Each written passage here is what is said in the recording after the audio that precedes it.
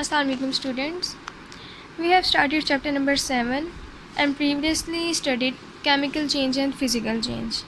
Now our today topic is applications of chemical change and process. So हमने applications की बात करनी है, chemical change कहाँ कहाँ पे यूज़ हो रहा है, कहाँ कहाँ पे apply हम लोग कर रहे हैं इसको, ठीक है। तो फर्स्ट एप्लीकेशन है हाइड्रोकार्बन्स। हाइड्रोकार्बन क्या है? ऑर्गेनिक कंपाउंड्स है। ऑर्गेनिक कंपाउंड्स क्या होते हैं? ऑर्गेनिक कंपाउंड्स वो होते हैं जो किसी दो या दो से ज़्यादा एलिमेंट्स या आइटम से मिलकर बना हो। अब ऑर्गेनिक कंपाउंड का पता चल गया आपको, किसी दो या तीन एलिमेंट या मज़ीद और एलिमेंट्स या आइटम से मिलकर बना हो, उसको हम ऑर्गेनिक कंपाउंड्स बोलते हैं, ठीक है। अब उनकी एग्जांपल है एक हाइड्रोकार्बन्स। हाइड्रो के नेम से पता चल रहा है, hydro means hydrogen, carbon means carbon. अब इसका जो फार्मूला है, जो कॉम्पोजिशन है, वो इस तरह से है कि इसमें दो हाइड्रोजन्स यूज़ होते हैं और एक कार्बन। जैसे ही दो हाइड्रोजन और एक कार्बन आपस में मिलते हैं वो हाइड्रोकार्बन्स बना देते हैं, ठीक है। जैसे ही दो हाइड्रोजन कार्बन से मिलते हैं वो हाइड्रोकार्बन्स बना देते हैं। अब ये हमारे लाइफ में कैसे यूज़ हो रहा है हाइड्रोकार्बन? वो ऐसे है कि ये ईंधन के तौर पर यूज़ हो रहा है, मींस डीज़ल, ठीक है। पेट्रोलियम, पेट्रोल में यूज़ हो रहा है, ठीक है, डीज़ल में यूज़ हो रहा है। इसी तरह के जो ऑयल्स हैं या फ्यूल्स हम लोग को देखने को मिलते हैं डेली लाइफ में, जैसे आप वो जनरेटर है, जनरेटर में भी उसको फ्यूल चाहिए होता है, ऑयल चाहिए होता है, उसका जो ऑयल है, ठीक है। इस तरह के जितने भी फ्यूल से रिलेटेड चीज़ें हैं, जितनी भी हम लोग आजकल लिक्विड फॉर्म में यूज़ कर रहे हैं, वो फ्यूल है, ठीक है। वो हाइड्रोकार्बन्स जो है ना एज अ फ्यूल वहाँ पे रिएक्ट करते हैं, एक्ट करते हैं। थर्ड इज़, वो कह रहे हैं हाइड्रोकार्बन का ऑक्सीजन से मिलना, ठीक है। अब हमने केमिकल चेंज बताना है, ज़ाहिर सी बात है यहाँ पे रिएक्शंस होंगे, ठीक है। रिएक्शन होगा तो कोई नई चीज़ बनेगी। अब हम देखते हैं जब हाइड्रोकार्बन ऑक्सीजन से मिलता है, हवा की जो ऑक्सीजन है, ठीक है, जब हमने रिएक्शन करवाना है, हमें एयर चाहिए, एयर में ऑक्सीजन जो मौजूद है उस वो लेके हाइड्रोकार्बन उसके साथ जब रिएक्ट करता है तो हमें क्या मिलता है in result? Carbon dioxide and water. जैसे ही हाइड्रोकार्बन ऑक्सीजन लेता है हवा की, ठीक है, उसके साथ रिएक्शन देता है तो हमारे पास carbon dioxide and water in result मिलता है, ठीक है। So this is a chemical change. एक आपने चेंज देख लिया कि हाइड्रोकार्बन ऑक्सीजन मिलके कार्बन डाइऑक्साइड में चेंज हुआ एंड वाटर में चेंज हो गया, ठीक है। एंड सेकंड आपने क्या देखा कि न्यू सब्सटेंसेस बन रहे हैं, एक या एक से ज़्यादा। यही था ना कि कोई न्यू सब्सटेंस बनना है, वो एक भी बन सकता है, वो दो भी बन सकते हैं केमिकल चेंज में। तो यहाँ पे आप देख रहे हैं यहाँ पे CO2 बन रहा है, ठीक है, एंड वाटर बन रहा है, उसके साथ हीट भी रिलीज़ हो रही है, ठीक है। ये चले, इसको हम इस एलिमेंट को इग्नोर तो नहीं कर सकते, बट अगर आपने सब्सटेंसेस की बात करनी है तो वो दो बन रहे हैं यहाँ पे, CO2 carbon dioxide and water H2O, ठीक है। फर्स्ट एप्लीकेशन थी हाइड्रोकार्बन्स। ये ऑर्गेनिक कंपाउंड्स होते हैं, किसी दो या तीन चीज़ों या मज़ीद और एटम्स या एलिमेंट से मिलके जो बनता है उनको हम ऑर्गेनिक कंपाउंड्स कहते हैं। हाइड्रोकार्बन इटसेल्फ जो है वो दो हाइड्रोजन से और एक कार्बन से मिलकर बना है, ठीक है। ये फ्यूल के तौर पर हमारे लाइफ में यूज़ हो रहा है, जैसा कि ईंधन वगैरह, ईंधन कहते हैं इसको, जैसे कि डीज़ल, पेट्रोलियम, जनरेटर का पेट्रोल, इस तरह की जितनी भी चीज़ें हैं उसमें यूज़ हो रहा है। अब जैसे ही ये रिएक्ट करता है हवा के ऑक्सीजन में, ये कार्बन डाइऑक्साइड एंड वाटर दो न्यू सब्सटेंसेस को बना देता है, ठीक है, दो न्यू चीज़ें हमें दे देता है। वो क्या है? Carbon dioxide and water. Second example is chemical fertilizers, कीमियाई खाद्य। First of all we know about what is fertilizer. Fertilizer itself क्या होता है, ठीक है। फर्टिलाइज़र वो खाद्य हैं जो जब सॉइल में ऐड की जाती हैं तो वो ज़मीन की ज़रख़ेज़ी को, सॉइल की ज़रख़ेज़ी को, फर्टिलिटी को बढ़ा देते हैं, मींस ज़्यादा प्रोडक्शन के लिए वो हेल्पफुल हो जाते हैं, ठीक है।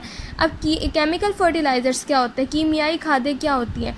केमिकल फर्टिलाइज़र्स के नेम से पता चल रहा है कि यहाँ पे केमिकल यूज़ हो रहे हैं, ठीक है, केमिकल यूज़ हो रहे हैं। और यहाँ पे ऑब्वियसली केमिकल है, मींस फैक्ट्रीज़ में खुद हम बना रहे हैं और रिएक्शंस करवा रहे हैं, ठीक है। केमिकल फर्टिलाइज़र साइंटिस्ट हैं एंड हमारे जो इंजीनियर्स हैं वो फैक्ट्रीज़ में खुद प्रोड्यूस करते हैं, खुद प्रिपेयर करते हैं।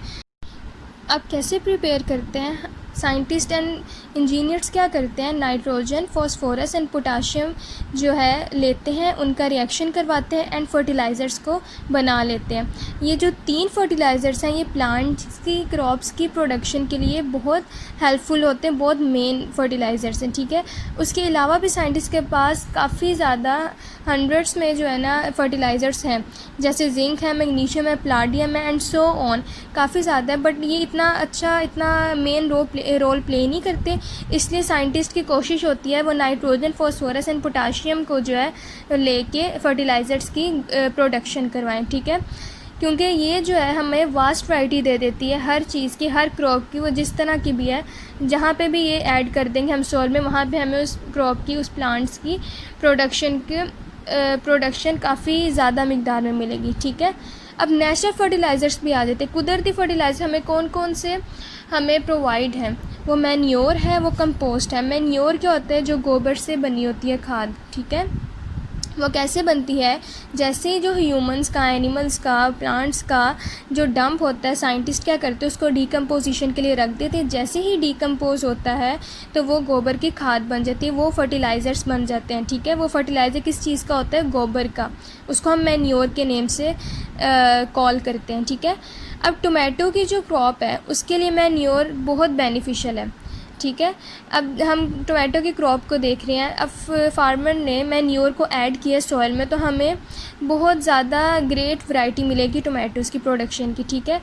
अगर हम टोमेटो की क्रॉप में मैन्योर ना ऐड कर सके, अगर हमें अवेलेबिलिटी ना हो, तो फिर क्या होता है, हम नाइट्रोजन, फॉस्फोरस एंड पोटाशियम के जो फर्टिलाइज़र्स हैं, ठीक है, वो हम ऐड कर देते हैं, तब भी हमें ग्रेट वैरायटी मिल जाती है टोमेटोज़ की प्रोडक्शन की। बट ज़्यादा अच्छा ये होगा कि मैन्योर अगर हम लोग को मिल जाता है, मैन्योर मिल जाती है, तो हम उसको सॉइल में ऐड कर दें, तो हमें फिर डबल ट्रिपल टोमेटो की जो प्रोडक्ट है, ठीक है। अब इसी तरह कंपोस्ट है। कंपोस्ट किस तरह बनता है, सड़ी हुई सब्जियों फलों से, ठीक है। सड़ी हुई सब्जियों और फलों की जो खाद होती है उसको हम कंपोस्ट कहते हैं। जैसे मैंने आपको बताया था केमिकल चेंज में, decaying of vegetables and fruits, जैसे वो डिके हुए उनकी न्यूट्रिशन जो है वो जैसे ही गल सड़ गए, उनकी न्यूट्रिशन सॉइल में ऐड होगी, ठीक है। जब सॉइल में ऐड हुई तो उसने क्या किया, न्यू प्लांट्स की प्रोडक्शन करवाई, ठीक है। इसी तरह जब सड़ी हुई सब्जियों की खाद बन जाती है, जैसे सड़ी हुई सब्जियां सॉइल में ऐड हो जाती हैं, न्यूट्रिशन उनका ऐड हो जाता है, तो वो हमें क्या इन रिज़ल्ट देते हैं, पौधों और फूलों की। Let's move to the next application. Third application is hydrogenation. Hydrogenation क्या है, हाइड्रोजिनेशन एक केमिकल प्रोसेस है, ठीक है, जिसके थ्रू हमने किसी भी चीज़ में हाइड्रोजन को ऐड करना है, ठीक है। किसी भी चीज़ में हमने हाइड्रोजन को ऐड करना है, और किसकी प्रेजेंस में, कैटलिस्ट की। ये एक शर्त है हाइड्रोजिनेशन प्रोसेस की कि इसमें एक कैटलिस्ट मस्ट होना चाहिए। अब कैटलिस्ट क्या होता है, कैटलिस्ट जो है रेट ऑफ रिएक्शन को इंक्रीज़ करता है, लेकिन खुद केमिकली ना तो यूज़ हो रहा है, ना तो इसका कोई अपना रोल है, ठीक है। अब वो कैसे है, मींस कि अगर कोई रिएक्शन है जो 2 घंटे में हो रहा है, उसको 1 घंटे या आधे घंटे में करने के लिए हम कैटलिस्ट ऐड करते हैं रिएक्शन में, ठीक है, ताकि रिएक्शन जल्दी से हो जाए। ये रिएक्शन की जो स्पीड है उसको बढ़ा देता है, इंक्रीज़ कर देता है, ठीक है। Increase rate of reaction means increase speed of reaction, ठीक है। स्पीड ऑफ रिएक्शन जब इंक्रीज़ होगी, रिएक्शन हमारा जल्दी प्रोसीड करेगा, जल्दी एंड होगा, और हमें जो चीज़ चाहिए होगी वो जल्दी हमें बन के मिल जाएगी, ठीक है। अब कैटलिस्ट जो यूज़ करते हैं साइंटिस्ट फैक्ट्रीज़ में, वो निकल है, प्लाटिनम है, प्लाडियम है। ये 3 किस्म के जो है कैटलिस्ट वो हाइड्रोजिनेशन में साइंटिस्ट यूज़ करते हैं, ठीक है। पता चल गया हाइड्रोजिनेशन क्या है, एडिशन ऑफ हाइड्रोजन, ठीक है, in the presence of catalyst. Catalyst में भी निकल, में भी प्लाटिनम, में भी प्लाडियम, ठीक है। अब कैटलिस्ट क्या है, इंक्रीज़ करता है स्पीड ऑफ रिएक्शन, लेकिन इटसेल्फ इसका कोई वो रोल नहीं है कि मींस के ये रिएक्शन को चेंज करेगा इसके कोई एडिशन होने से, नहीं, बस इसने रेट ऑफ रिएक्शन को इंक्रीज़ करना होता है, इटसेल्फ ये यूज़ नहीं होता। अगर निकल यूज़ कर रहे हैं तो निकल यूज़ नहीं हो रहा, सिर्फ ये क्या कर रहा है, रिएक्शन की स्पीड को बढ़ा रहा है।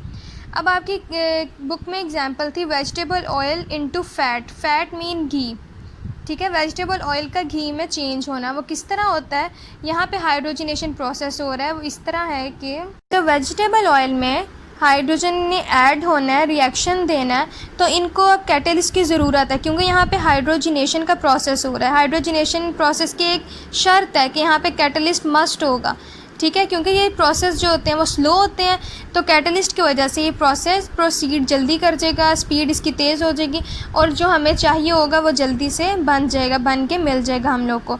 सो वेजिटेबल ऑयल जब हाइड्रोजन के साथ रिएक्ट करता है निकल की प्रेजेंस में, तो हमारे पास इन रिज़ल्ट क्या बनता है, वेजिटेबल घी, वनस्पति घी, वो घी जो हम लोग डेली लाइफ में यूज़ करते हैं। ये भी वेजिटेबल ऑयल डेली लाइफ में जो यूज़ हो रहा है वही है, एंड वनस्पति घी भी वही है जो डेली लाइफ में हम लोग घी यूज़ करते हैं। ठीक है, okay, let's move to the next one, plastic. अब प्लास्टिक क्या होता है? प्लास्टिक सिंथेटिक पॉलीमर्स होते हैं। सिंथेटिक पॉलीमर्स मींस वो चीज़ें जो हम खुद बना सकते हैं, जो हैंडमेड चीज़ें होती हैं। अब आप सबको प्लास्टिक का पता है कि उन्हें हीट मिले तो प्लास्टिक पिघल जाता है। जब पिघलेगा तो उसको हम किसी भी शेप में लेके जा सकते हैं। अगर बकेट बनानी है बकेट बना देंगे, अगर केन बनाना है तो इंजीनियर्स केन बना देंगे, बॉक्सेस बनाए तो बॉक्सेस की शेप दे देंगे, यूटेंसिल्स बनाने हैं तो यूटेंसिल्स की शेप दे देंगे। अब आजकल क्या किया जा रहा है, जो नेचुरल थिंग्स है ना उनको भी प्लास्टिक से प्रिपेयर करने लग गए हैं इंजीनियर्स। वो किस तरह, वैसे तो ऐसे नहीं होना चाहिए, ठीक है, हमारे स्टमक प्रॉब्लम्स, गैस्ट्रिक प्रॉब्लम्स इसी वजह से हैं, बट आजकल ये हो रहा है तो इसलिए आपकी इन्फॉर्मेशन के लिए ज़रूरी है क्योंकि नेचुरल थिंग्स जो आजकल रिप्लेस की जा रही हैं प्लास्टिक से। जैसे आप राइस खा रहे हो, ठीक है, अब राइस तो वैसे तो नेचुरल है, ठीक है, बट आजकल जो है इंजीनियर्स फैक्ट्रीज़ में उसको प्लास्टिक से बना रहे हैं। 100% प्लास्टिक जो है वो यूज़ हो रहा है इसके अंदर। अब फ्लोर है, हम आटा यूज़ करते हैं, ठीक है, अब आटे में जो है वो 100% तो नहीं, कुछ एडिशन कर देते, 20-30% एडिशन कर देते हैं प्लास्टिक की, तो हम लोग को पता भी नहीं चलता कि फ्लोर में प्लास्टिक ऐड है या नहीं ऐड। ठीक है, इसी तरह अंडे की एग्जांपल, अंडा जो है जब हम तोड़ेंगे हम लोग को नहीं पता चलता कि प्लास्टिक से बना हुआ है या ये ओरिजिनल है, बिल्कुल नेचुरल है या नहीं।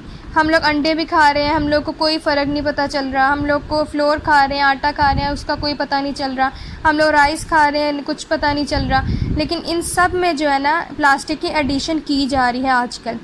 ठीक है, अब नेक्स्ट वो कह रहे हैं प्लास्टिक बनता कैसे, how plastic made up of. ठीक है, प्लास्टिक इस तरह बनता है। प्लास्टिक के फॉर्मेशन के लिए सबसे पहले हमें तो दो प्रोसेसेस की ज़रूरत है, पॉलीकंडेंसेशन और पॉलीमराइजेशन। ठीक है, ये कौन से प्रोसेस हैं? ये वो प्रोसेस हैं जिसमें हमें छोटी छोटी चीज़ों को मिलाकर एक बड़ी चीज़ बना देना। ठीक है, इनका मतलब क्या है, इनकी डेफिनेशन क्या है?